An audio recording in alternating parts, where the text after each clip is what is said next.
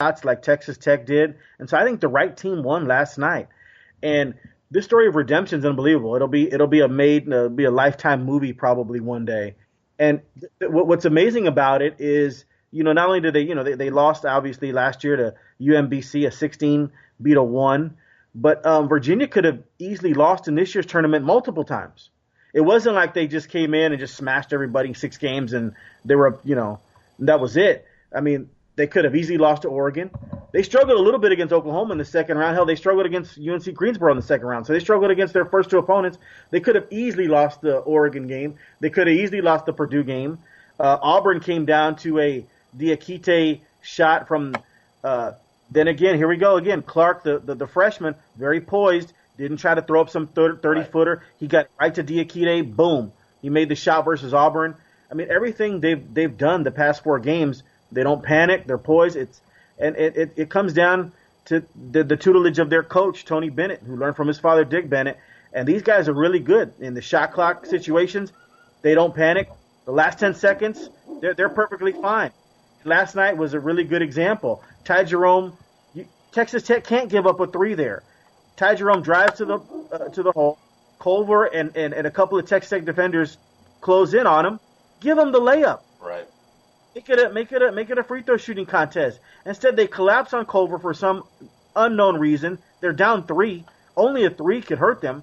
Then you give it out to DeAndre Hunter, the best player in this tournament. And by the way, they got that wrong. Kyle Guy was good, but he wasn't better than DeAndre Hunter the past few games. Yeah. DeAndre Hunter hit 3, and how do you make that mistake? I'm just shocked at Chris Beard, the Texas Tech coach, is gonna be up for some sleepless nights. Like he'll be proud of his kids, and at Texas Tech there in Lubbock, they're gonna remember this for a long time. Finishing second place, I don't think there's any shame in finishing second place. They hold their heads high. They could have had it, but they're gonna have some sleepless nights on plays like that. Just let Ty Jerome lay the ball in. You gave it to DeAndre Hunter. Boom, hits the 3. You tied. And then on the other end, I'm shocked again. Jarrett Culver comes down the court. He hasn't hit any 20-footers all night, and he settles on his, a 20-something footer shot. Go to the hole. Put the pressure on the refs to make a call. Yeah. And then if you don't want to go to the hole, you see somebody coming over take the charge. Pull up and hit a nice little 10-footer. You don't have to settle. You're tied up in that situation. It's 68 all, I believe. You don't have to settle for a 22-foot shot, Jarrett. Go to the hole. Use your athleticism. And so I thought Jarrett Culver made a big mistake last night. He's a young kid. He's only, 20 years old. He's a sophomore. And I thought the better team won last night. Even though Texas Tech could have won that game, maybe should have won that game, the actual better team won last night. We talked about that yesterday. Ty Jerome and DeAndre Hunter, they have 2 NBA first-rounders. Texas Tech has 1, okay? The better team won last night. The more poised team won last night. The little bit better coaching won last night. And that Texas Tech took bad shots. And Virginia, got to give them all the credit in the world. Yeah, you are hitting the nail right on the head, like head there. And I got to echo everything you said.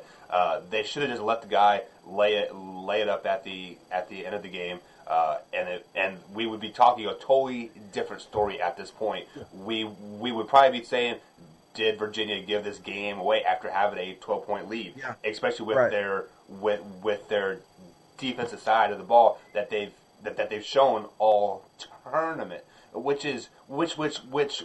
that brings me to my first point here. What did happen to that defensive side of the ball the last 10 minutes? Did they just get wore out, or did just, obviously the buckets started to fall, like we've seen that, but what exactly happened? Did the defense get tired? Was there just a lapse of player effort at that point?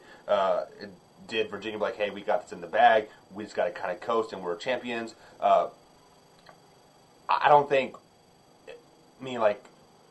I definitely felt like the effort was there. It's just something was just not lacking.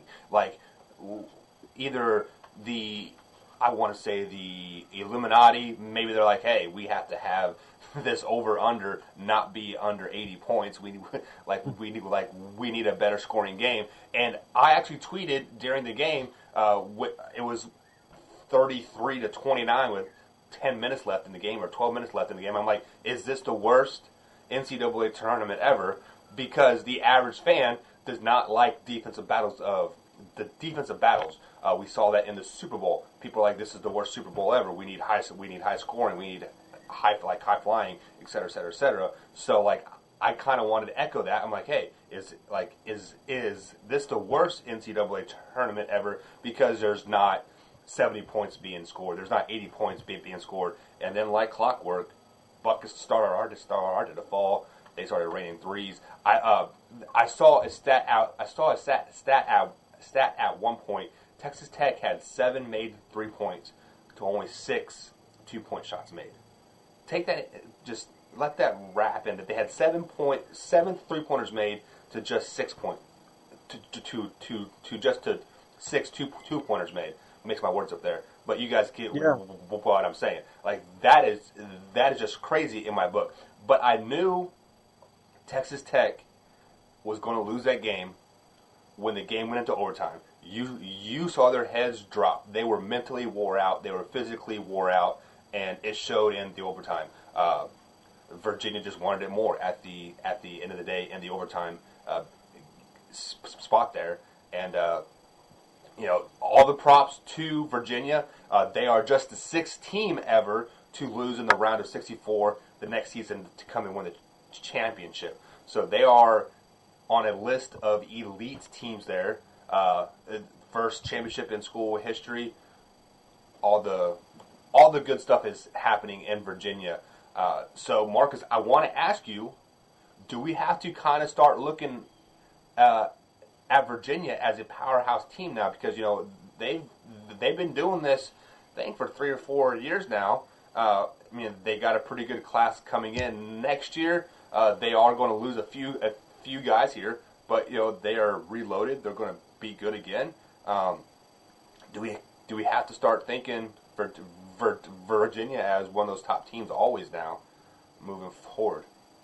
Well, listen, they have a great coach, so as long as they have that great coach, they're going to be in the thick of things. It all depends on recruiting. I mean, look, they're going to lose Jerome and Hunter. Those are big shoes to replace. I think Jerome and Hunter and Guy, I think, were responsible for like 22 of their 27 field goals in the second half or something like that. It was amazing. So that production that they had going to be 61 of the 81 points or whatever that they had. Yeah, I mean that's huge production. So whether or not they can stay in it, they have a great coach, and they're going to have to reload.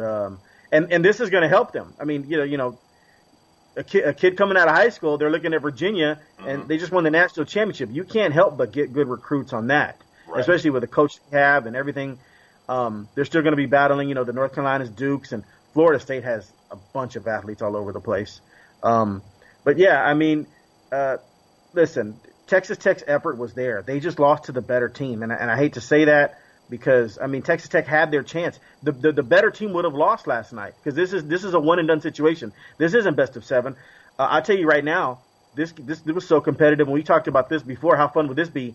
I know a lot of the country wouldn't like it because it'd be low scoring, but if this was a best of 7, Texas Tech would tie this thing up. It'd be 2-2 going to Virginia for Game 5. Right. I mean, this thing would probably go the distance maybe unless Virginia could win on Texas Tech's home floor, which is possible because they were the more cooler team. Like I said, if that makes sense. They were calm. They were poised. They didn't panic. And Texas Tech took a bunch of bad shots. And part of that's Virginia's defense. I tell you one person that would have loved last night. I know you're probably watching Greg Popovich. I mean, oh yeah. You talk about great defense. Then your offense, you spread you out. You can hit wide open threes. You can take it to the basket. I mean, Coach Popovich has to love the way Tony Bennett coaches and the way his team plays. And you got to give Virginia all the credit in the world. Texas Tech has nothing to hang their heads about. They did a yeoman's job to getting to the championship game, and Virginia was just the better team. And to come full circle, answer your question, Virginia can be a powerhouse. It just depends on their recruits because they have the coach to do it. Yeah. So let me go there with that.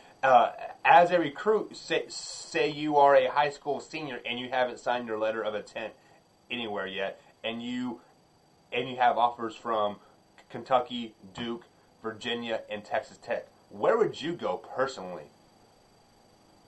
That's a great question. Well, it depends on probably. I'm a little more regional person, so yeah. I'm in Texas, so I'd probably go to UT. But I tell you what, if you're talking about if I'm the best player in the nation or a top 10 player, I'd seriously look at Virginia too, because you look at how they came back, the redemption story, and how those kids, never gave up, and the coach that Coach Bennett is. And if I was a heck of an athlete, I'd say, look, that's where Virginia's lacking. I'd look at Jerome and Guy and Hunter. Hunter's a pretty good athlete. He reminds me a little bit of OG from Toronto, but I think he can be even a better defender than OG. But I guess I would seriously consider Virginia if I had my pick to go anywhere, because I'd look at Duke and Kentucky and say they always get the one and dones. They're always, you know what? I'd let Coach Bennett coach me, and so I'd be a one and done as well. But I'd let Coach Bennett coach me. Let him get a few of these great one and dones like Kentucky and Duke have gotten over the course of the year. So I probably would, really consider Virginia. Yeah, I kind of think you are thinking with the mature mind a little bit. I mean, like me as an athlete, I want to be the man on campus. I don't want to be overshadowed by football or baseball or anything like that. I think I would definitely pick Duke because once you walk on campus there, like at Duke, you are a Greek god, so you can't do anything wrong, and you are going to quite arguably get the best coach. So he's going to put you probably in the best position to win at the end of the day, I think. I could be wrong. Coach K could be the worst coach of all time. But I think his track record kind of proves for himself. Like he does well over there. So Marcus, go ahead. Going back real quick to Virginia, they were the first team, I think, since 1959, I think California or something, to win the NCAA championship with the best field goal percentage. Points allowed defense. Yeah. So I think they held opponents like 59 points this year. That's incredible when you play in a league. And this kind of goes what you're talking about against the great players like, ACC has and Virginia's schedule. The whole team to like 58, 59 points every night. And they were number one in the NCAA in that. And so, they're the first team since like I said, Cal, 1959 or something ridiculous. So, yeah, so that's saying defense wins championships. I don't necessarily agree with it all the time, but you can make the case that defense won the championship here for Virginia and timely shots. Yeah. Yeah, and quite possibly playing in. I mean, I've been dogging ACC all year. I'm not going to be biased about this. I do not like ACC basketball. I think there's better conferences out there. I think they're highly overrated. But playing North Carolina twice, Duke twice, who was it? They played Florida State. Even trying to think of some other teams that they possibly played that were pretty. Like ACC from top to bottom, from the 8th or 9th team down up, they are pretty solid. You can easily walk on the court any given night and get an L from those teams. And for them to only, I think they lost 6 games all year, or sorry, 3 games all 35 and 3. Yeah. So for them to only get beat 3 times all year in a tough conference like the ACC, and to play the way they played in the championship, props to them. The only asterisk that I've been hearing about them, and I didn't even realize this until they said it, Virginia is the first championship team since Indiana State to not play a 1 or 2 seed on the road to the championship. Yeah, and yeah, I don't know if we'll put an asterisk by it, but yeah, that's pretty amazing. They didn't have to play. They didn't have the Auburn schedule. I'm not saying put an asterisk by it. I'm just saying that would be the only asterisk. That's the only tiny little blemish that detractors might pick at. That's what you're saying. Yeah, I understand that. Well, it's not their fault. They played who they played. They didn't have to do the Auburn thing where they had to beat all these great programs. Right. But and what's amazing about Virginia is they're not a juggernaut in the sense that they play the best basketball, but they're not a juggernaut in the sense that they could have lost to Oregon easily. Yeah. They struggled against Gardner-Webb. They struggled against Oklahoma for a little bit there. They should have lost to They Purdue. barely Auburn in the last second shot. Purdue could have easily beaten them, and then Texas Tech could have easily beaten them.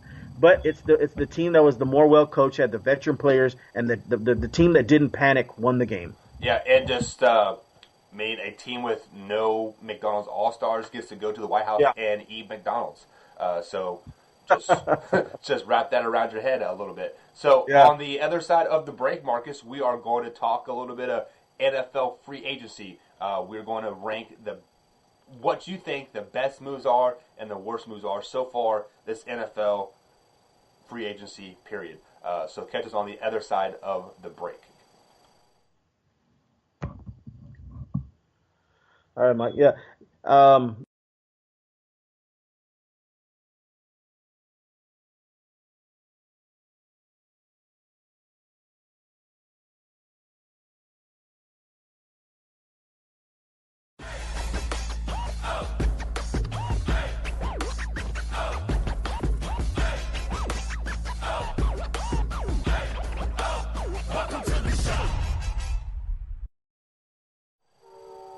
Alrighty, guys. Welcome back to the RTF Sports Talk here. If you are listening to us on the YouTube live channel, it looks like it's being a little choppy there. I'm not for sure if the bit rate is going on there or whatever, but I am working on that as we speak here. Hopefully we'll get that working a little bit smoother for you guys, but please consider subscribing, comment below, share us with a friend, like it as well. If you're listening to us on iHeartRadio, Spotify, iTunes, Google Podcasts, Speaker, Breaker, anywhere you get your podcast, you obviously are listening to us now. Consider subscribing to that podcast and also leave a ranking as well. Also, a big shout out to the Can't Get Right couple. We are giving a weekly shout out to them. They are part of the RTF Productions staff here, team here. They give marriage advice, kind of talk about their lives. It's actually really entertaining stuff, and they work very, very hard over there. They do 2 to 3 videos a week. They're on YouTube as well, and then they go to iHeartRadio is their main source of podcast. So just search the Can't Get Right couple. It's a little blue thumbnail with some blue writing. It's a pretty clever little logo they got going on there. But Marcus, the 2019 NFL free agency is starting to wind down here. The draft is coming up here in probably exactly 2 weeks here in a day or two. April 25th is when the NFL draft starts at Thursday night, primetime edition. But there's been some big off-season moves, and I just want to know what you think the biggest move so far has been in your eyes. well, yeah, I mean, with Antonio Brown going to the Raiders, that's a trade. I mean, that's huge. That's a big offseason move. I don't like Antonio Brown the person. I think he's somewhat of a punk, and considering what's going on with he and Juju Schuster right now, Yeah. Antonio Brown is showing his true colors. But that being said, we're not here to talk. I mean, I'm not talking about morals here, character. Antonio Brown's going to make the Oakland Raiders a lot better. That's just the bottom line. He's going to make Derek Carr better. He's a hard worker, even though I don't think his character is that good, but he is a hard worker, and so that was a good move. I love what the Kansas City Chiefs did with getting the Honey Badger. That was impressive. I watched every game the Honey Badger played last year for the Houston Texans. I'm a fan of the Houston Texans. He didn't play like the all-pro type that, I saw a little bit of glimpses with the Arizona Cardinals, but he was above average there, Michael. Mm-hmm. And he was a team leader. He was a team captain. And he is an upgrade from whatever you guys had. He is an above average, an elite level athlete, and that makes plays. And if he can somehow get the form back, because he was coming off an injury going to Houston, if he can get that form back that he had with Arizona, Kansas City, that is a great signee for Kansas City, getting the Honey Badger there. And so let's see here. What else? The Cowboys. Bad teams sign a lot of people in free agency. So I see you hear a lot of Cowboy fans panicking. Oh, my God, what are they doing? My Cowboys are just sitting there. They're not doing anything. People, they don't have to do anything. They were one of the top 6 teams in the NFL last year. Right. Okay?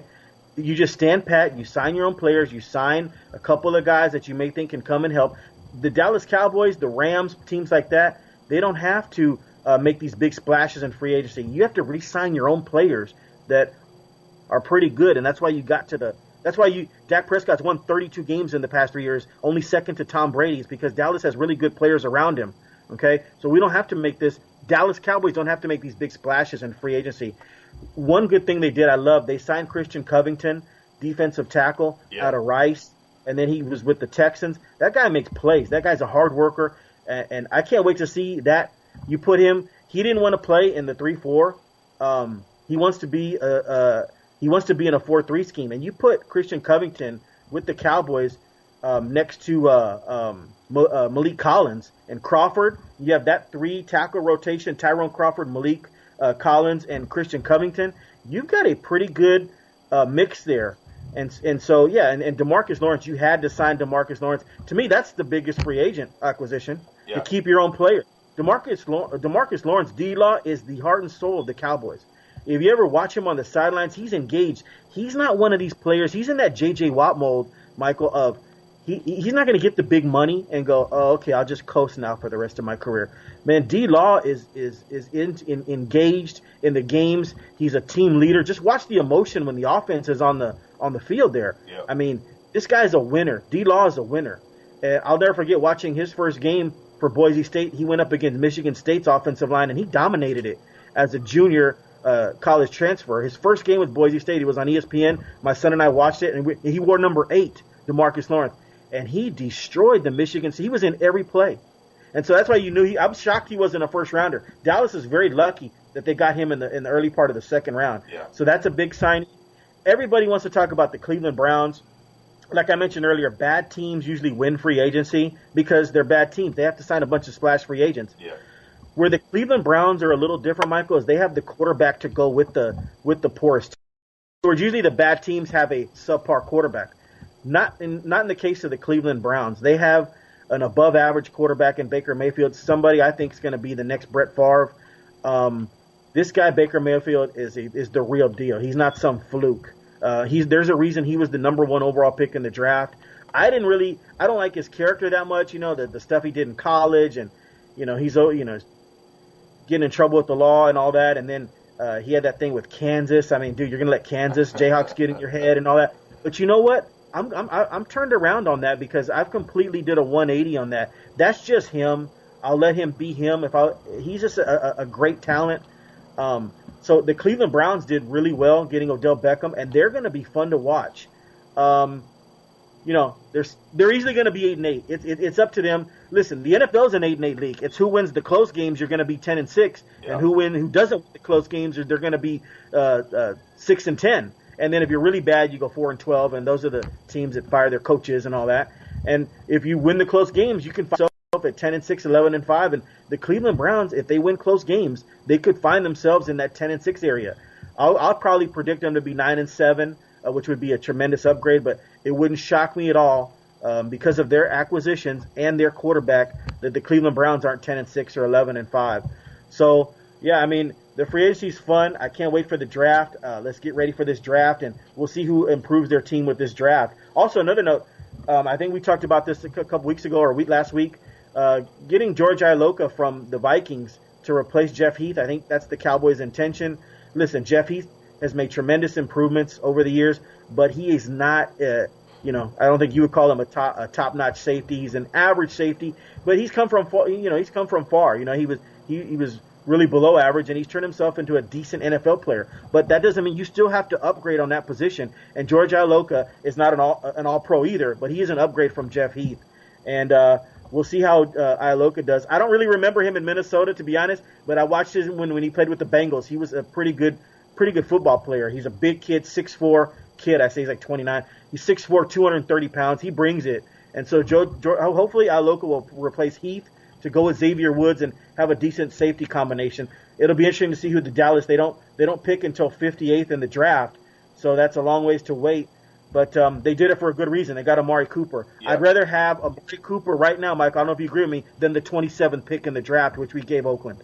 Yeah, let's just say right there with the Dallas Cowboys, like America's team there.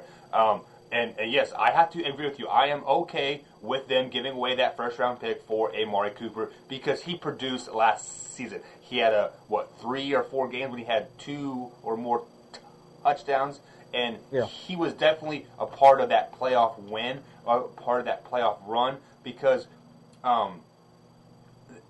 we had no wide receiver core without Amari Cooper. The minute they brought Amari Cooper in, everything else opened up.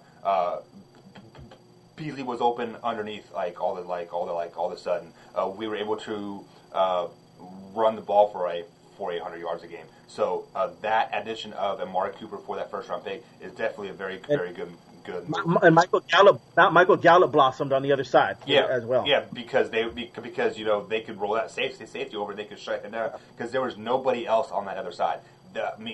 You can say what you want. They didn't have anybody. The Cowboys were a non-playoff factor without Amari Cooper. They were 3-5, right? Yeah. Yeah. So let me go ahead and hit on your Browns. Not your Browns, but the Browns in general. Yeah. I do not trust Odell Beckham Jr. I've said this kind of in a trolling way, but now I'm saying this in a serious way. Name me 3 times he has stepped up in a big game and done big things. The only playoff game he had in the New York uniform, he had like 8 drops. He had 3 or 4 catches for 30 yards and 8 or 9 drops. It was a horrible game. Odell Beckham is known for that catch against the Cowboys. What happened, 5 years ago now? 6 years ago? That is what made Odell Beckham at the end of the day. He is a good receiver. He is above average. He will put the Browns in that 8-8 for sure win-loss ratio there. The Browns, it's simple, the ball bouncing left or bouncing right from being 8-8 last year. So with the addition of a big name athlete that is going to draw double coverage, that is going to open up Landry Jones to be open. It's going to open up that running game too, but it will be open just because of not because of Odell's talent, but his name, his his mouth, he just brings attention, which helps the rest of the team. Now, no, I agree with you on his what has he done in terms of he had the one playoff game, and then I don't like his character is another one. They go to like Cancun, they didn't even have a week off. Tony Romo and Jason Witten get a bunch of flack. They actually had a week off. They shouldn't have gone, by the way, in 2007. But at least they had a week off. Didn't those guys, Odell Beckham and those guys, and they went to Cancun or whatever without even a week off, like the night before, a couple of nights before the game. Right. That's absolutely ridiculous. Yeah, and he caught very little slack about that, actually. So. Yeah, no, but Odell Beckham is a dynamic talent. Eli Manning was deteriorating. I don't know what the Giants are doing there. So I think he's going to flourish. You've got Jarvis Landry on the other side. I think Odell Beckham, you got to have the safety over the top on him as well, and it's going to expand Baker Mayfield's game. And Jarvis Landry is going to get those one-on-one coverages like Michael Gallup's going to get this year with Amari Cooper on the other side, and Jarvis Landry is going to flourish as well. There might be games where Odell Beckham's said he's not getting the ball, and Jarvis Landry's got 150 yards receiving. Well, you're not getting the ball because the safety's going over to you.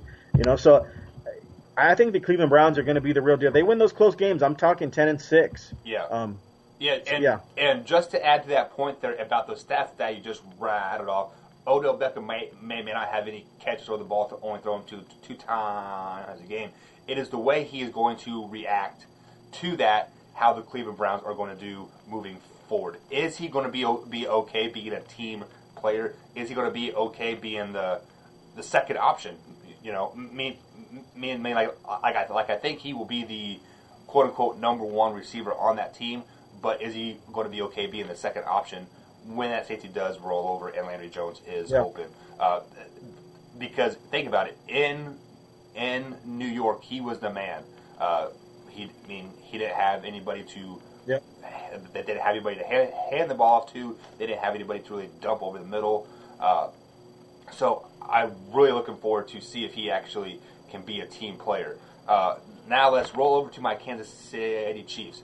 I like the Honey Badger signing, but then they started to release the players that had made a staple on that defense for so long. They released Eric Berry. Yes, he's been hurt the last couple of years, but he battled cancer and then he had an Achilles injury.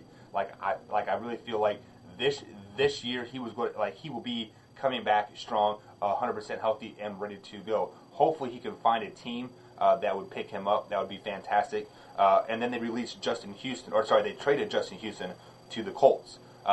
That's a great pickup for the Colts. Bad move for the Kansas City Chiefs because he was the one standout star on that defense all season. That for you night in and night out, and then you trade him, the heart and soul of your defense, the only one that showed up to the Indianapolis Colts when they were missing that one piece. They were missing a quote unquote leader on that defense. That was a pretty good defense last year. Very, very young, but pretty good. That trade that the Colts got, I applaud that. Bad move by the Kansas City Chiefs. Go ahead. I'm shocked. I'm shocked they let D Ford go. That's the one that's bothering me. Mm-hmm. Listen. If I was a Kansas City Chiefs fan, D Ford would always be in my outhouse because he lines up off sides, and then that caught Brady. Didn't Brady throw an interception? Yes. D Ford cost the Kansas City Chiefs a chance at a Super Bowl.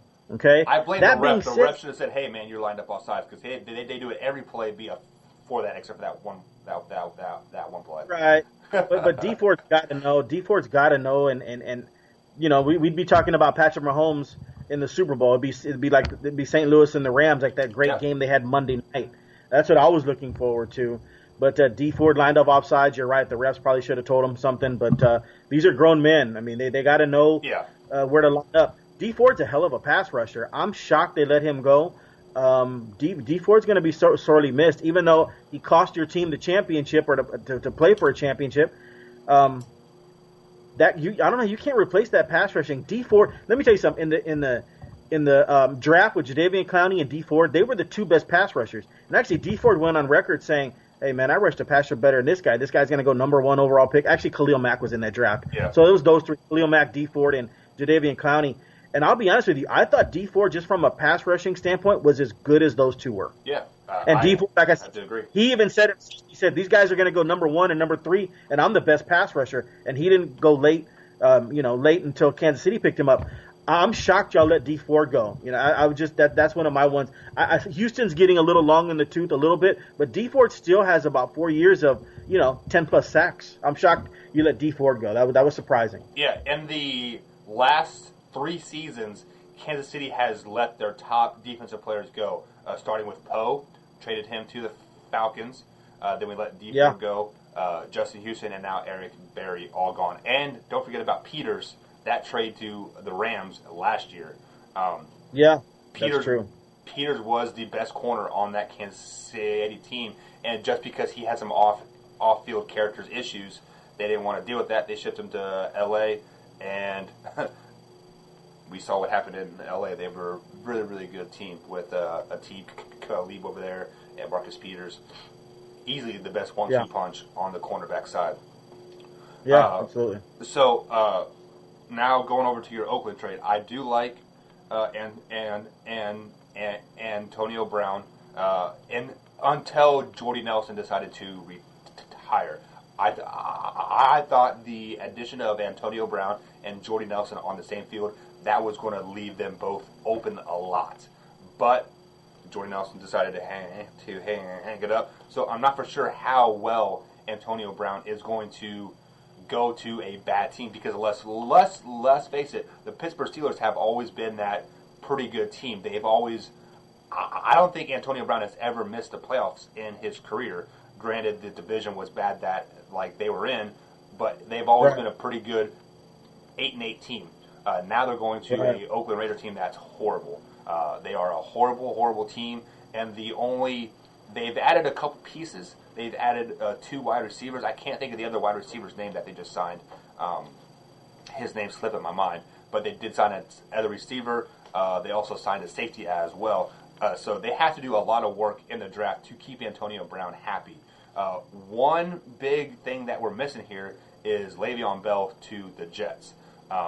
As much as I do not like what Le'Veon Bell did by any means, I don't like that move to the Jets. The Jets are a horrible team. Now, the Jets as a franchise, that is a great pick, because then they can build around Le'Veon Bell. But the issue with that is he's already 27 years old. Usually, the life of a tailback ends after the age of 30. So you might have 4, maybe 5 years left in Le'Veon Bell to build a team around him to make a championship run, and I don't see that happening. Jets just stink at the end of the day. Well, you know what? I'm going to disagree a little bit. I don't think they're that good, but I don't think they stink, if that makes any sense. Listen, I'm a believer in Sam Darnold, and they have Robbie Anderson there. They're not that bad. Quincy Enunwa is not number 81. He's not a bad receiver. I like Robbie Anderson, and I believe in Sam Darnold. I think that Le'Veon Bell made the right decision to go with a young team like that. Their offensive line's okay.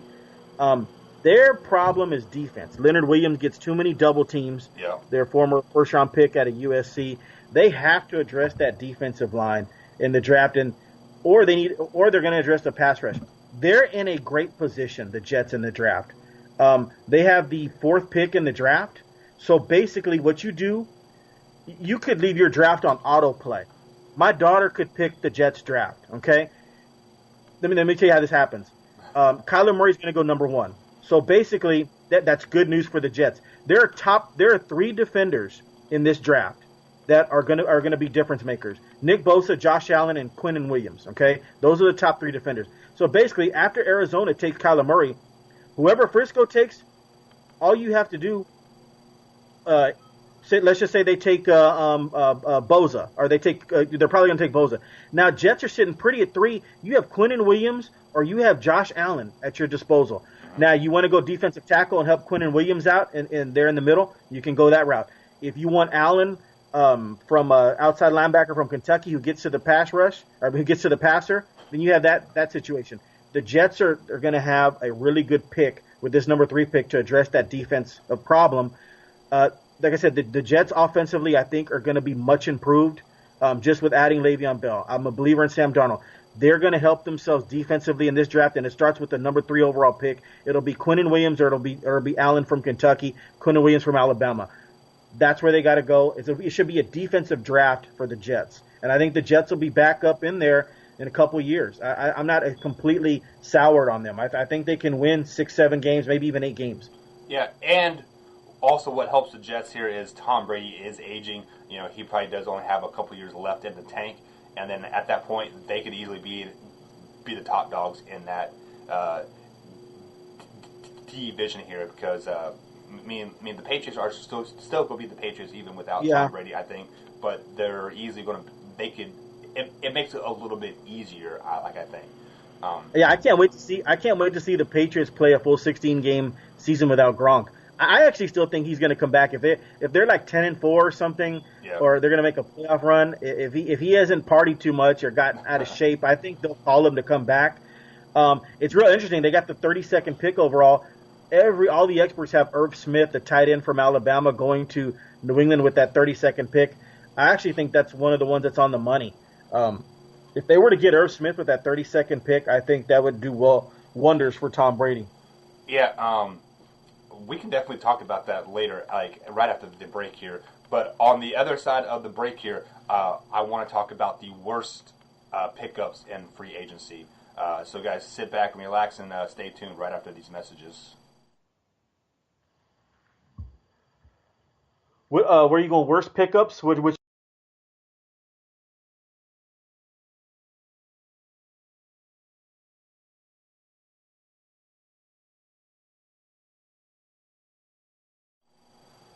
Alrighty, guys. Welcome back to RTF Sports Talk here. Sorry to cut you off, Marcus. There, we're having a little off-camera talk there, but you can go ahead and let the people know what you're thinking. Oh no! We were just about to talk about the bad news, the bad free agency moves. I know you had a suggestion on one of your bad free agency moves. Go ahead, Michael. You were telling me. Yeah, one of the worst moves I think I've seen all offseason was a trade from the Chicago Bears, their running back Jordan Howard, to the Philadelphia Eagles.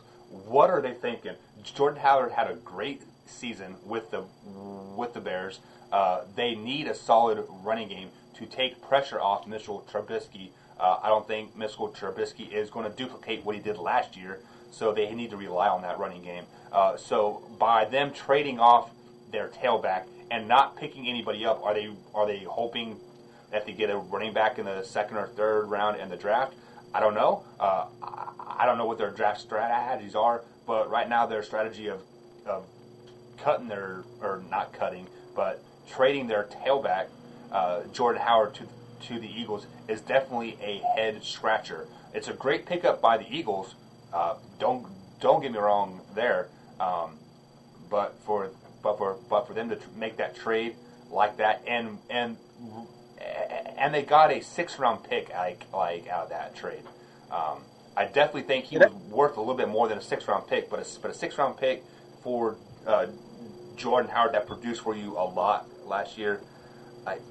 That's a real head scratcher there. Yeah, I have no idea what they're doing with this, and I'm a believer in running backs are a dime a dozen, so you can pick one here, it doesn't really matter that much, but not in this situation. Jordan Howard was a unique talent. I mean, he was he's like a poor man's Earl Campbell. The guy could run over you, and then you had a hard time catching him in the open field. He produced for them. So, I mean, Tariq Cohen, that is a third down back. He's not an everyday down back. So I have no idea what the Bears are doing in that situation. Just to get a 6th-round pick was pretty amazing. I don't know why you'd get rid of Jordan Howard. And then on the flip side of that, why would you make the Eagles better? That's your competition to get to the Super Bowl. I'm not making the Eagles better by giving them Jordan Howard. So if I was going to trade him, it'd be to an AFC team or something like that. I'm sure there's an AFC team out there.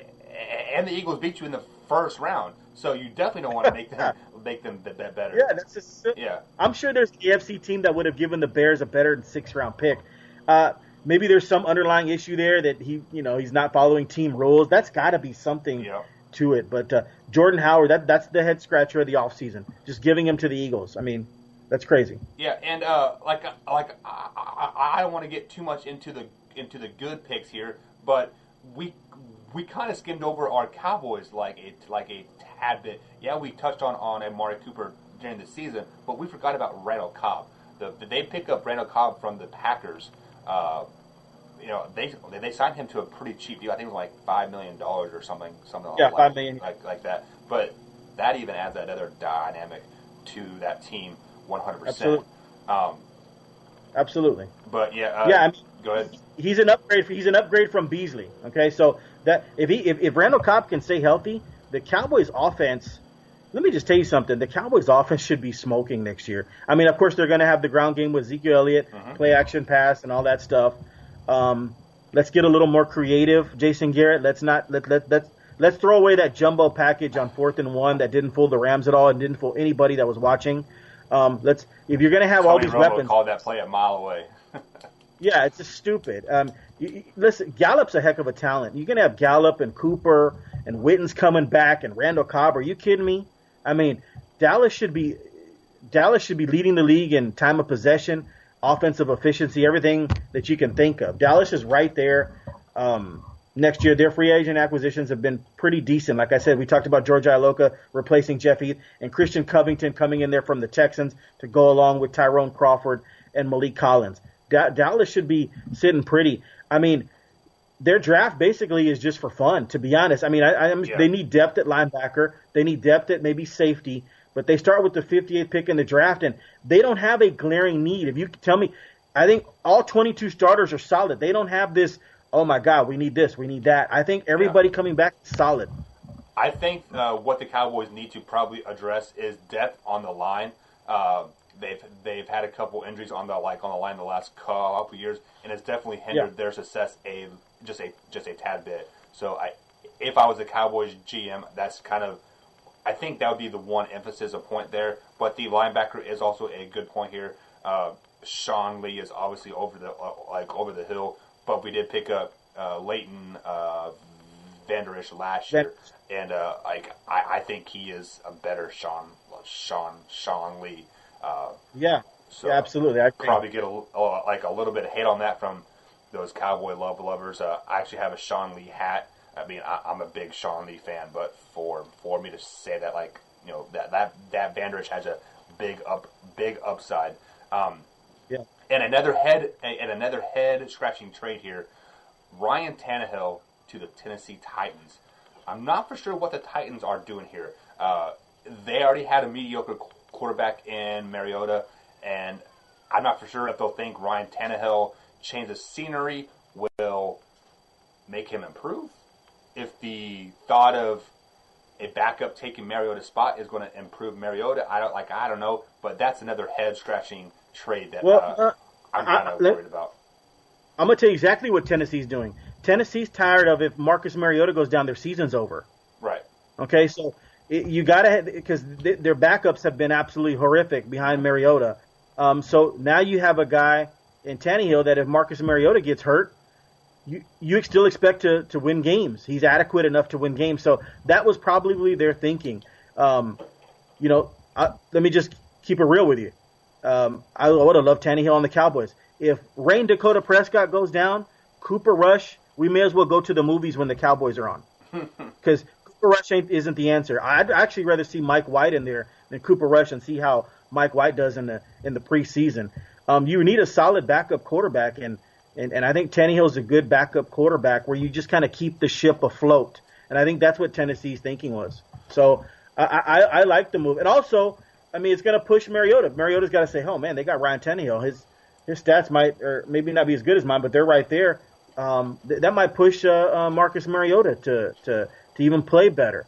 But, if Mariota goes down, you insert Tannehill, and you should not skip a beat, and that's their thinking. Okay, I see what you're saying there. Like, maybe I was being closed-minded a little bit on that, on that trade, because I thought they were trading for Ryan Tannehill to come in there and be a starter and kind of replace Mariota. That's kind of was my thinking, on that backside. But I do like your backup. Well, no, you're right. Like it could be that way. You're right, Michael. It could be that way because Mariota's always freaking hurt. So you got to cover yourself some kind of way. Yeah. They could want him to come in there and take over from Mariota. Mariota's always injured, and then the season's over. Right. So I think that it was a good move. Yeah, but you're right though. You thought that he was coming there to try to replace him. He could. We'll see what happens in training camp. We got a long training camp to go to. Yeah. I mean, and the offseason workouts just started here as well. So go ahead. And real quick, going back to the real quick on the Cowboys, just real quick, what we was talking about, they needed linebacker depth. They lost Damian Wilson, who was the Big Ten best tackler in 2015 for Minnesota. He went to your Kansas City Chiefs to join Anthony Hitchens, who's also the Big Ten leading tackler at Iowa the year before Damian Wilson was at Minnesota. Yeah. So Kansas City now you have the two linebackers that led the Big Ten in tackles like 2014 or 2013 and 2015. So the Damian Wilson signing is an good underrated signing for Kansas City Chiefs. That's why Dallas needs linebacker depth. Yeah, and that was definitely overlooked because it kind of happened under the radar a tad bit. Yeah. Because the Kansas City Chiefs were cutting Houston and Ford and Barry, and then all of a sudden, boom, this guy comes in. So, as a fan, I'm still upset about them trading Ford and Houston, and I'm like, oh, okay. Yeah, I would be too. Yeah. Think about a couple teams here. A team as a whole. Who do you think who was the best offseason? Who was the worst offseason as a team? Not as players going to teams, but teams as in general. I think my top of the list is got to be the Cleveland Browns. Obviously, I really think they did add depth to the wide receiver position, and they also they signed a DN from the Kansas City Chiefs that he should do really, really well. This name slipped in my mind. I had it wrote down. I don't know where that went. But them making the splash in the offseason as they did, they probably get the highest grade. The lowest grade is got to be the Miami Dolphins. I'm not for sure what they did. They trade off their quarterback. They didn't pick anybody else up. Any big names, big splashes. So Miami's got to be my lowest grade. Browns got to be the highest grade. What are your thoughts? Now, I agree with your Browns, and my highest grade could even be Antonio Brown going to the Raiders. I think that's going to help them out. Derek Carr needed that, even if they're going to struggle on the other side, and Antonio Brown's going to see his fair share of double teams, obviously, but that's going to help Derek Carr. Yeah. I tell you what, Baltimore Ravens lost Eric Weddle and Earl Thomas.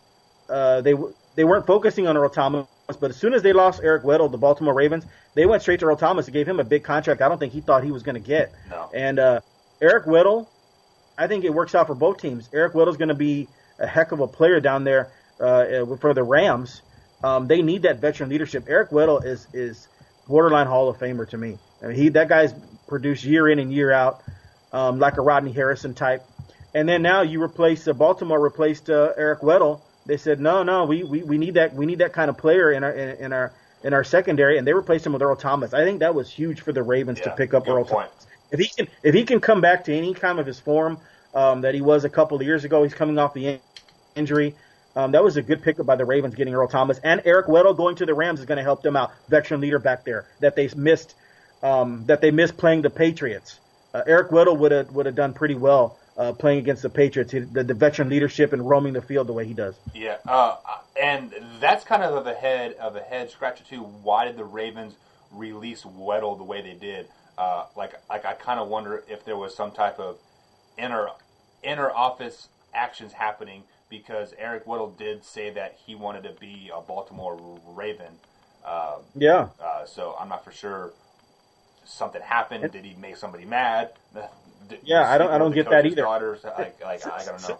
Sometimes teams just think that you can't play anymore, and I think Eric Weddle's getting long in the tooth, and they figured that they're going to release him, and they figured that, they'll sign him. They'll sign a young player, a few years younger than him. But what happened was Eric Weddle came on the cheap. He signed for like 2 years, $11 million with the Rams, and then they broke the bank kind of for Earl Thomas. Yeah, he's 5 years younger, but they're going to pay a lot of money to that safety position now, when they could have just kept Weddle for a couple more years. At a cheap price, like $5 million per year, but they went in a different direction, and we'll see how it works. I think it worked out well for both teams, by the way. Yeah. Yeah. And the Rams got that much better in that secondary when they already were pretty potent as is. Right. When they're healthy. That's the biggest knock on the Rams, is they can't stay healthy, and they're all.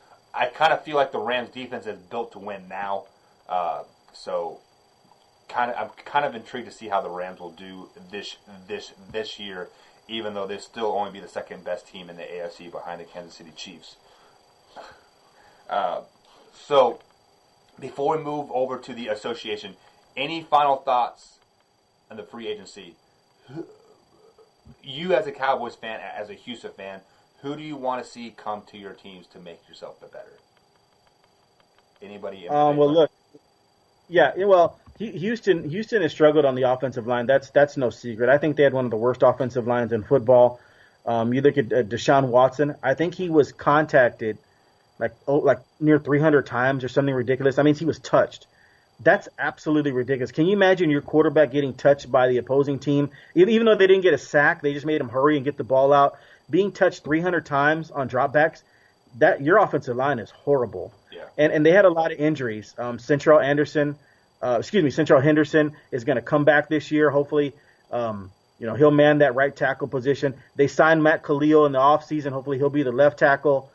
Zach Fulton of your Chiefs, they signed. He was in and out of the lineup. He's a good player. He's not an unbelievable all-pro player, but hopefully he comes back from injury for the Houston Texans. Their offensive line is the reason the Colts beat them. Not only are the Colts pretty good, but the offensive line for the Houston Texans held them back. And so they've got to get better on that offensive line. They have the 23rd pick in the draft. I see a lot of mock drafts have an offensive lineman going there. That's probably going to be the case. You look at Cody Ford from Oklahoma. You look at a bunch of different players there.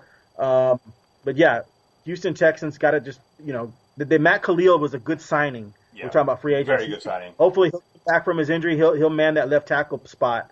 And so we'll see what happens. But, going back as far as back to the Cowboys, they didn't really need to do a bunch of changes. Bad teams, they try to make splashes in free agency. Cowboys are not one of those bad teams that had to make big splashes in free agency. I like what they did. Cowboys also re-signed was it Fleming? He's our swing tackle.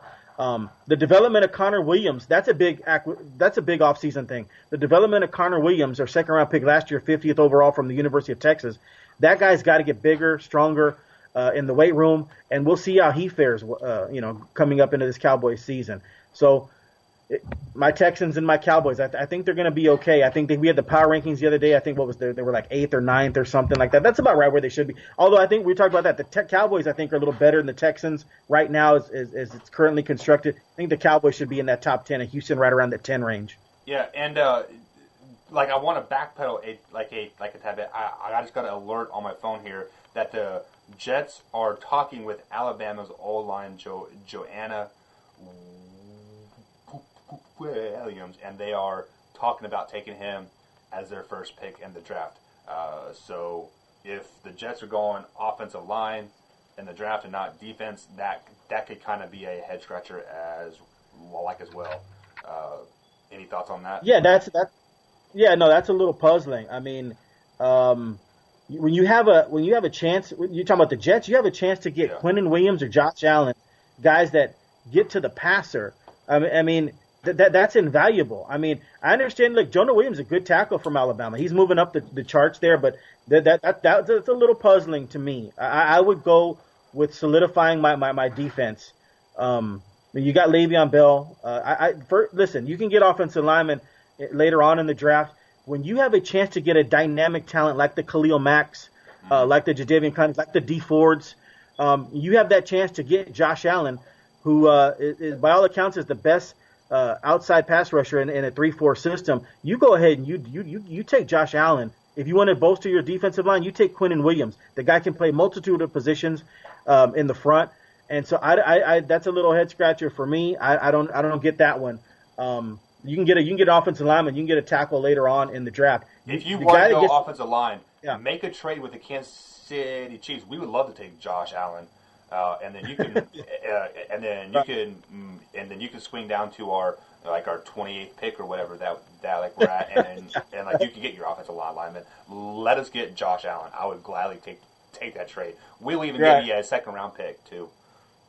yeah, that's possible. Actually, the way the math works is Kansas City, if they move from 29, you have to give up that 29th pick or 28th pick. The way the math works in the NFL draft, because I used to be a part of it, you'd have to give up a next year's number 1 to get Josh Allen. I don't know if you want to go that steep, but if you think Kansas City Chiefs are going to be great, right? You're picking out your 28, 29 every year anyway, 30, 31, 32. Right. So I'd give up the next year's first round to take Josh Allen. And our defense is what's hurting. Like our offense is pretty well set. We could use some help on the offensive line. As I feel every team can always add depth to the offensive line. So I feel like that's a broken record over and over and over. But the defense is what hurt Kansas City last year. We could jump up to that 4th pick and get Josh Allen. I would give up two. Yeah, two the 3rd pick. Yeah, you're right. Yeah. So, but Marcus, we're going to go ahead and break real fast. NBA, the association comes back on tonight. They did take off last night in respect of college basketball. So most teams have 2 games left. The season ends Wednesday. So we're going to ask, what are your must-watch games tonight and tomorrow, right after the break.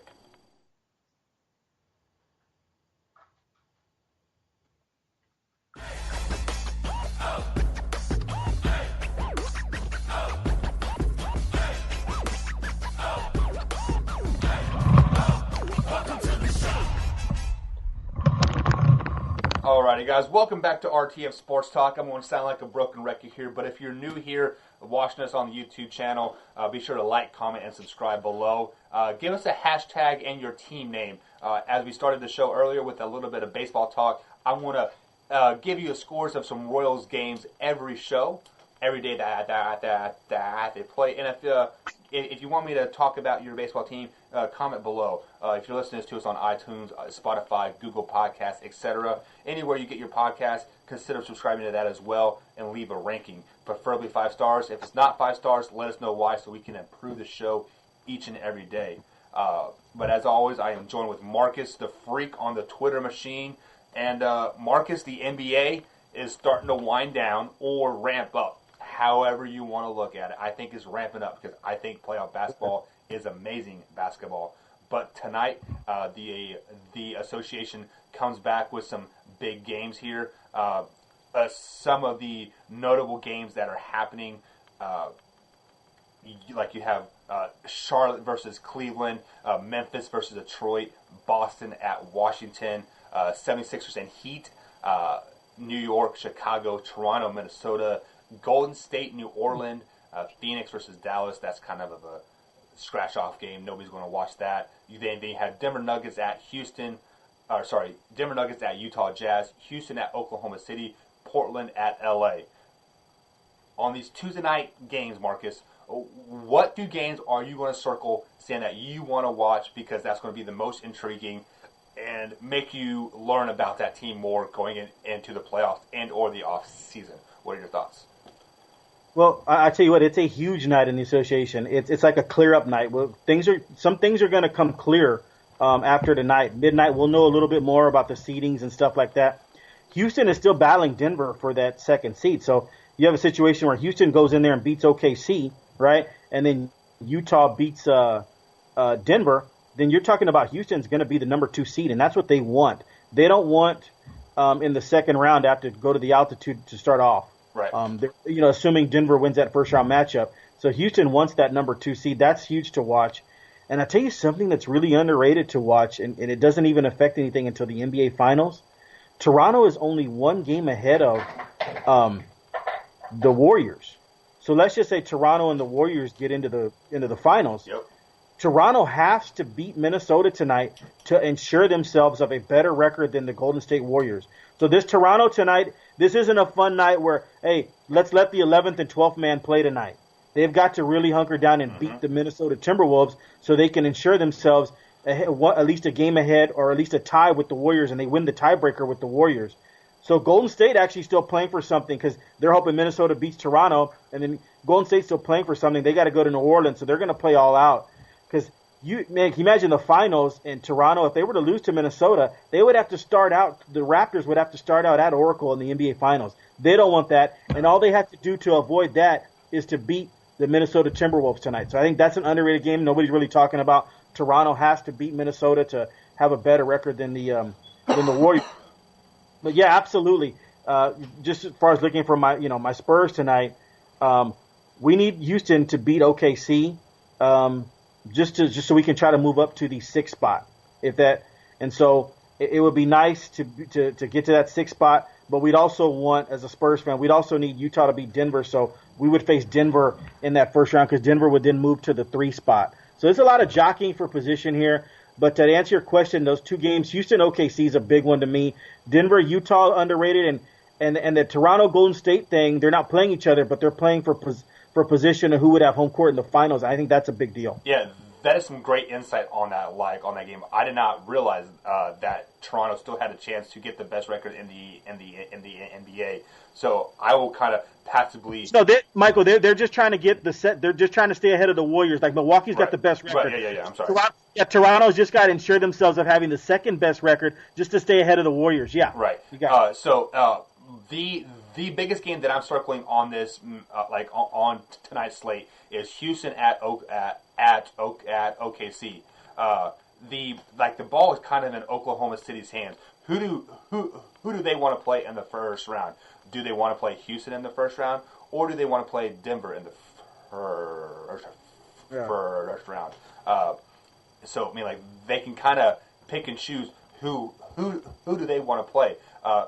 There's very rarely do we hear about tanking on a playoff team, right? But they could easily tank this game and kind of pick and choose who they want to play. Absolutely. You're going to find out tonight, Michael. Like if OKC goes real hard at Houston and they try to play that thing lights out, they want to. What they're telling Houston is, we want to avoid you. We want Denver. Yeah. So if OKC beats Houston, their target area is Denver. They want to maintain that 6th seed, and if they beat Houston, Denver stays at 2. Actually, you know what? I have that wrong. OKC, if they win tonight, they're what they're saying is they want to play Houston. Yeah. I'm sorry about that. Yeah, you're right. Yeah. So if OKC wins tonight, they're sending a message to Houston: we can beat you right now, and we want to play you. So it'd be interesting to see if OKC let up a little bit and said, you know what, we'd rather play Denver. That's interesting to watch tonight. Yeah, and then on the flip side of that coin, Houston's kind of the same way. Like if they come out and play hard, they don't want to play Oklahoma City in the first round. They want that 2nd seed, and they want to play the Spurs in that first round game. Yeah, as far as from Houston perspective, Yeah. Houston's trying to go balls out on that game and win that game because they want to get to the second seed. So Houston's going to play this game like a playoff game. They're really going to try to win this game tonight to get that second seed because what I just mentioned earlier, you don't want to start out your playoff series if Denver's 3 and Houston's 2, it starts out in Houston. If Houston drops this game and they let Denver get the second seed, you're starting your second round series in Denver in Mile High. You don't want to do that. So Houston's going to go balls out this game and try to beat OKC to get that second seed. Yeah, and then like one other matchup now that has kind of intriguing to me still is that Miami Philly game. Miami only has like a 5% chance of making the playoffs. Yeah. They have to have some help. But I wonder if Wade just puts the team on his back and he has a 40, 50 point game, trying to make the playoffs like his final year. That's kind of a nether game to watch as well. Simply because I believe that is Wade's last regular season game is tonight versus Philly. So I definitely see him doing a Kobe-esque type of game, shooting lights out, scoring 40, 50, 60 points. And it would be some type of crazy story for them to make the playoffs because they do only have like a 5% chance of making the playoffs. But I don't want the Heat to make the playoffs because I don't want to see Wade get swept in the playoffs. That's true. Yeah, and I think that 5% went down to like a 3%. I mean, it's really, it's really bad. You're right there. I want to see this game. I'd like to see Dwayne Wade go off tonight. It's fun for his career, and I think what better opponent than Philadelphia, who's got a lot of great players. And this ought to be fun to watch. Wade's final game. It'll be Dirk's final game tomorrow, which I don't think will be on tomorrow, but Dirk's probably final game will be at San Antonio. That'll be fun to watch to see if he goes off and what the Spurs do to congratulate him on a great NBA career, which it has been a great NBA career. Yeah. But to watch D. Wade here in Miami, his final game, that's going to be nice to see. I hope he at least gets 30. If he gets 40, wow. Yeah. And that's fun to watch.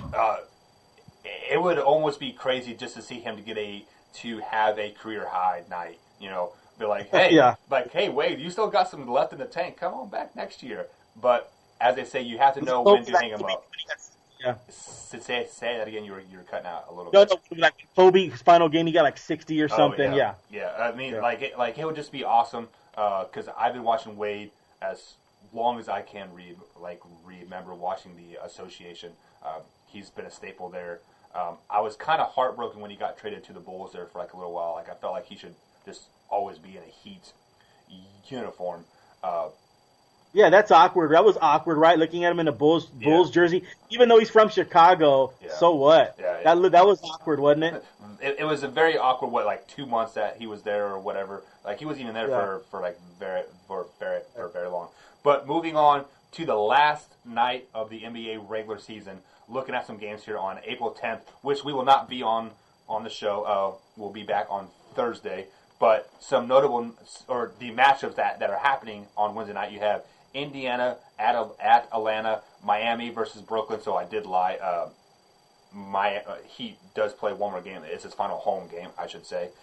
Magic versus Charlotte, Detroit versus New York, Chicago versus Philly, Golden State versus Memphis, OKC versus Bucks, Dallas, San Antonio, Minnesota, Denver, Utah, LA, Clippers, and Kings versus Trailblazers.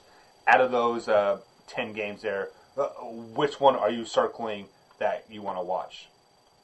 Well, the obvious answer would be my Spurs, but the funny thing about it is it's going to be Dirk's final game. Let's hope. I hope he doesn't come back.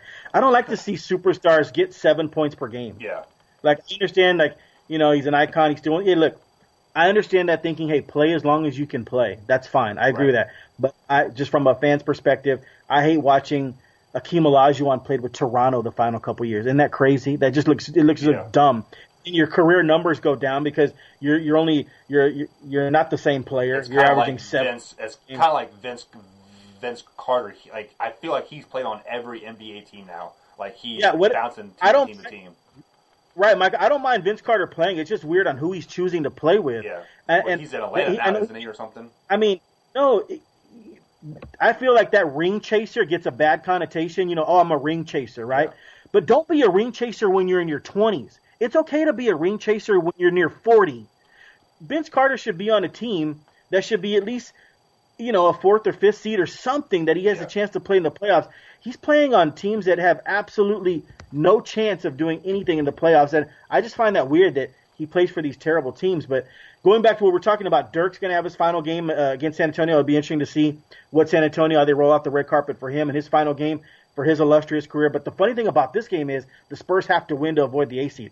All the Spurs have to do is win, beat the lowly Mavericks, and they avoid the A seed. They're going to be either 6 or 7, depending upon what happens tonight. And so the Spurs have to play hard still Wednesday night to avoid the A seed. That's going to be intriguing. Just looking at some of the other games. See, the thing of it is tonight is such a huge night that some of these games for Wednesday may not mean anything, right, because of what will transpire on tonight. They may mean something now, but you were like exactly just right. For instance, Golden State could have to beat Memphis on Wednesday just to ensure themselves of having a better record than Toronto if Toronto loses tonight to Minnesota. But if Toronto wins, then Wednesday night Golden State, I might suit up for Golden State. That's how bad. Right. That's how bad. They're going to let D-League players play for Golden State that final night, but it depends on Toronto playing Minnesota tonight. So a lot of things we don't know a lot about Wednesdays because Tuesday still has some ramifications that will affect Wednesday. Right. Yeah, and kind of looking at it hindsight here, I don't really see a lot of games that jump off the screen at me. Yes, I would love to see Oklahoma City versus the Bucks in a full strength game, but at that point, Oklahoma City is going to probably have the 6th seed locked in. The Bucks had the 1 seed locked in, so they'll be playing a bunch of substitutes as well and getting rest. Yeah. Oklahoma City might be playing for something that night, but we know Milwaukee won't be. So it'll be a game where I probably won't watch too much. Milwaukee's, D-League players will be getting in that game. Yeah, exactly. People that haven't played all year. Yeah. Yeah, and so really the only game that I'm circling that might have any type of playoff ramifications is Miami Heat versus the Nets. The Heat could still possibly have a chance to make the playoffs if they beat the Sixers tonight and then they beat the Nets just as well. Because I don't think the Nets will be playing for anything either because they do have the 6th seed locked up in the East. So will teams kind of feel sorry for Wade and just kind of let him monkey his way into the playoffs somehow, some way? I doubt it because I think Orlando wants that final 8 final 8 spot there. But then you look at that Orlando and Charlotte game. Charlotte still has an outside chance of making the playoffs as well. I think they're like a 20% currently right now to make the playoffs. And the easiest way for them to make the playoffs is to beat Orlando. How you get in is you beat the teams that are ahead of you, and hopefully they lose. Those are the only 2 games that really jump off the page at me right now. Maybe Utah Jazz and Clippers, a possible, Well, that could mean something. Yeah, Michael, the Utah Jazz Clipper game could mean something Wednesday night, but it depends on what happens tonight, whether or not that Wednesday game means something. So it's a wait and see game now. Yeah, so like I said, guys, the association wraps up Wednesday night. We are not doing a Wednesday show here for the next couple months because of spring football for myself, my high school team here. So we'll be back Thursday. The NBA playoffs will be set at that point in time.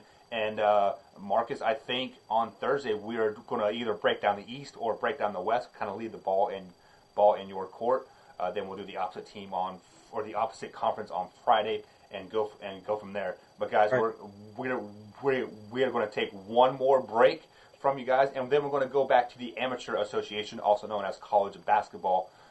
Just talk a little bit more championship game. Was this the best championship game ever? Worst championship game ever? We'll let you guys know our thoughts right after the break. Is this the last segment, right? Okay. All right, guys, welcome back to RTF Sports Talk. If you are watching us on YouTube Live, be sure to subscribe to the channel, hit that bell icon.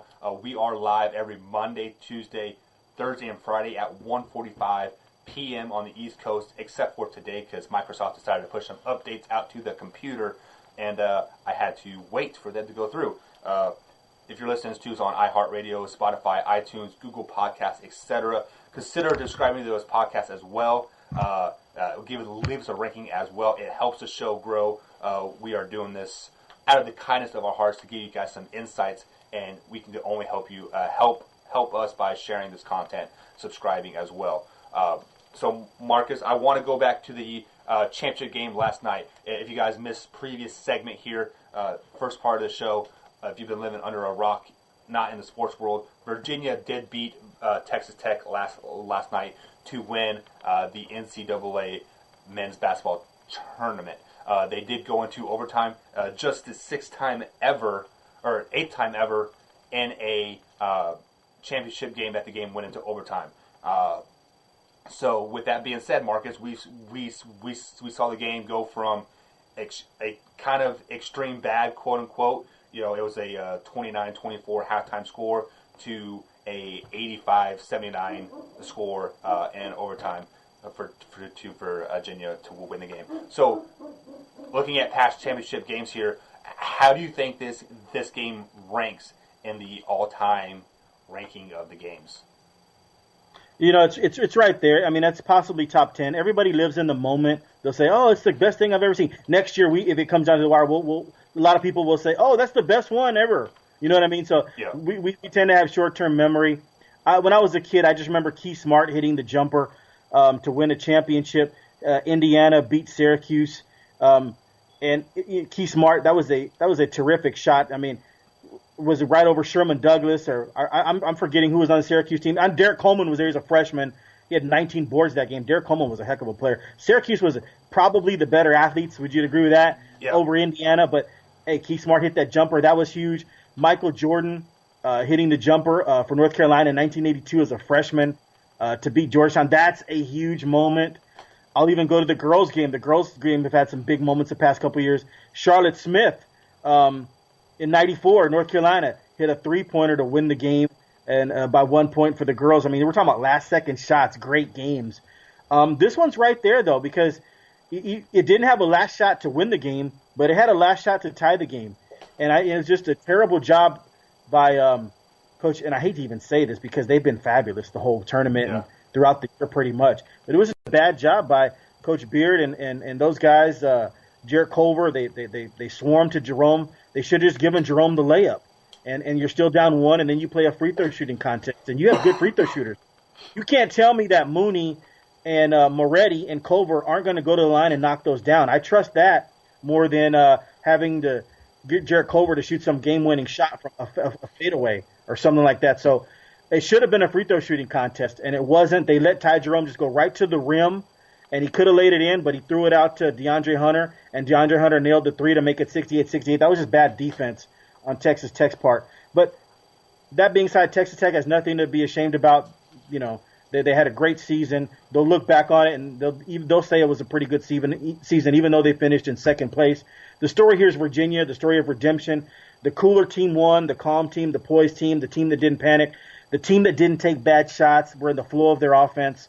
That's who won the game. So Virginia, the right team, won the game, in my opinion. And DeAndre Hunter and Ty Jerome are studs. DeAndre Hunter's going to be a lottery pick, easily top 7 pick. And Ty Jerome made himself a lot of money. He'll be a late first-round pick to some team. Yeah, and just to add to your point there, I feel like anytime a game goes into overtime, with it being the 8th time only ever in the championship game that's ever happened, this game definitely has to make it into the top 10 of all time. I've only been watching college basketball religiously since about 2003, and the first game that comes to mind is that 2008 KU championship win over the Memphis Tigers. I was there. Yeah. That was just a great game. Chalmers hit that big shot to to actually send the game into overtime. I believe that was the first time, the first time KU has beaten John Calipari. He was at Memphis at that time. Michael, that Chalmers shot there's a little mural in the Alamo Dome, and it shows Chalmers going up for the shot. Oh, so really? I passed it all. Yeah, when you ever come to San Antonio, the Chalmers shot is in the Alamo Dome because that's where it happened, and it shows him rising up for the shot. Chalmers is a great shooter. I don't care what anybody says. He may not have the great NBA career, but he's a heck of a player. And that mural of him going up with the shot to beat Memphis is in the Alamo Dome because that's where it happened, obviously. And that also being said, Memphis missed Derrick Rose. Those guys, they missed free throws. Yeah. So Chalmers that opportunity, and they took advantage of it. Chalmers had ice water in his veins, man. He hit that shot. I almost knew he shot that with so much confidence. It was like Keith Smart, the shot, the Indiana. He shot that with so much confidence. You almost knew it was going in. Yeah, and I would say that's my number 2 game of all time. But the number 1 game of all time, I did not watch this game live. I was not born yet. But 1983, NC State versus Houston. That guy airballed the half court shot, and I can't remember what.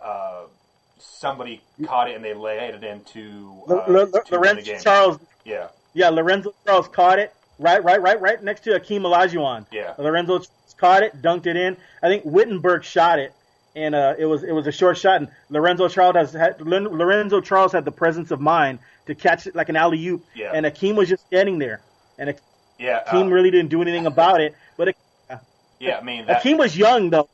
Yeah, Akeem had just been playing basketball about 4 years earlier. He just picked up a basketball. It's a good thing they got that against a 19-year-old Akeem because the Akeem that was 25 would have batted that shot away. But it was a great shot. Yeah, I mean, I every year they show highlights of that game. Coach Val running on the court, I think it's Coach Val, but it's we won. And it's just I feel it every time they show a replay of that game every year NCAA tournament. That has to be the best game of all time. So NC State, Houston, and KU versus Memphis are my top 2 games, and then I want to say this game last night was probably number 3. So that's up there. Yeah, it's up there. And what you love about it was 2 really well coached teams. Yeah. I know Texas Tech made the mistakes. Sound teams. Yeah, fundamentally sound. I mean, and Coach Bennett's team just happened to be a little bit more fundamentally sound, and that's who won. Yeah. And they also had maybe a little bit better of the players. Okay, but that being said, Texas Tech still could have won the game had they just not made a couple of mistakes. Yeah, I mean, shoulda, woulda, coulda. Always next year, I guess. For the coaches, players they're done. I want to hit on that Texas Tech interview. That guy's that was just a bad call. My college, even though my college career is over, I'm not going to speak on the rest. I thought that was very high class of that guy. Right. Right. It was Francis, I think. Yeah. Yeah. Before we end today's show, I kind of want to go on a little bit of rant. Yes, March Madness is a very emotional time for many of these players. This is their last game. This is their last shot to win a championship. I ask the camera people, the production people, stop showing those kids crying. It's a very emotional time. Yes, I understand. It's emotional. You want to let the fans feel the pain, the emotions, but I don't want to see a 20-year-old kid crying. Yes, I understand. It is a emotional game. Just stop breaking my heart. Come on. I can only take so many tears in a month. They're even crying in the post-game interviews. Chris Beard even shed a few tears about how much he loves this kid. So it's really emotional. I mean, I don't know if I blame the cameraman. That's what people want to see. They want to see the emotions of it. It's amazing that, most of these kids, most of these kids, that's the last time they're ever going to suit up in a uniform. Yeah. And so, especially in college football, a lot of these kids, their last game, their last bowl game or whatever. Mm-hmm. And so it's pretty nostalgic, man. I mean, so I understand what you're saying, but, You know, that's all part of it. I think it's a teaching moment. Like I show my son and my daughters, look how much it really affected him. They're like, that's a great point. Yeah. Yeah, I think it to show kids, look how much it affects them, and that shows me that they really wanted to win. It wasn't just, yeah, I'll catch you later, you know. And I love that beauty about college athletics. I mean, when your NBA team loses, you know what they do? They go to Cancun. Right. When the college kid loses, he goes back to school and goes back to his mom and dad. You know what I mean? Like, it's a much bigger deal. Yeah. Yeah. So, guys, with that being said, we're going to wrap the show up here. As always, thank you for joining us. One more time, hit that subscribe button.